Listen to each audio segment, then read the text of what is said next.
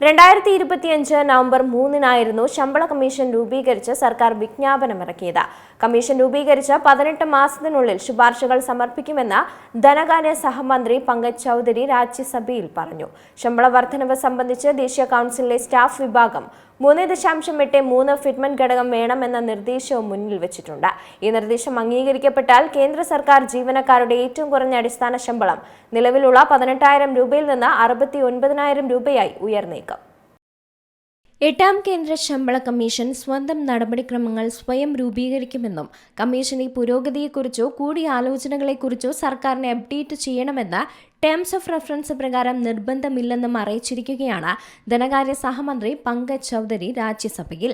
2025 November 3-നാണ് ശമ്പള commission രൂപീകരിച്ച് സർക്കാർ വിജ്ഞാപനമിറക്കിയത്. കമ്മീഷൻ രൂപീകരിച്ച് 18 മാസത്തിനുള്ളിൽ ശുപാർശകൾ സമർപ്പിക്കുമെന്നും അദ്ദേഹം രാജ്യസഭയിൽ വ്യക്തമാക്കി. ഇതനുസരിച്ച് കമ്മീഷൻ 2027 മെയ് 3-നകം അന്തിമ റിപ്പോർട്ട് സർക്കാരിന് സമർപ്പിക്കേണ്ടതുണ്ട്.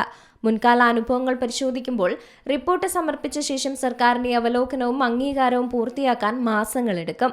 നിലവിൽ 2027 അവസാനം വരെ നടപടികൾ നീളാൻ സാധ്യതയുണ്ടെങ്കിലും 2026 ജനുവരി 1 മുതൽ മുൻകാല പ്രാബല്യത്തോടെ പുതുക്കിയ ശമ്പള പരിഷ്കരണം നടപ്പിലാക്കുമെന്നാണ് ജീവനക്കാർ പ്രതീക്ഷിക്കുന്നത്.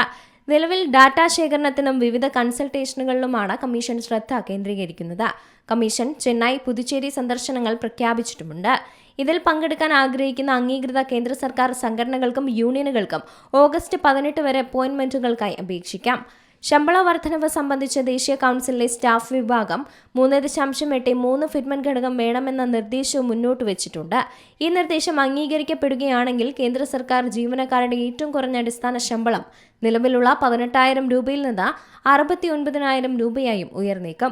7ാം ശമ്പള കമ്മീഷനിൽ 2.57 ഫിറ്റ്മെന്റ് ഘടകമാണ് സർക്കാർ നടപ്പിലാക്കിയത്. എങ്കിലും റിപ്പോർട്ട് സമർപ്പിച്ച് കേന്ദ്ര മന്ത്രിസഭയുടെ അന്തിമ തീരുമാനം വരുന്നതുവരെ ഈ വിവരങ്ങൾ കണക്കുകൂട്ടലുകൾ മാത്രമായിരിക്കും. News desk C Malayalam news.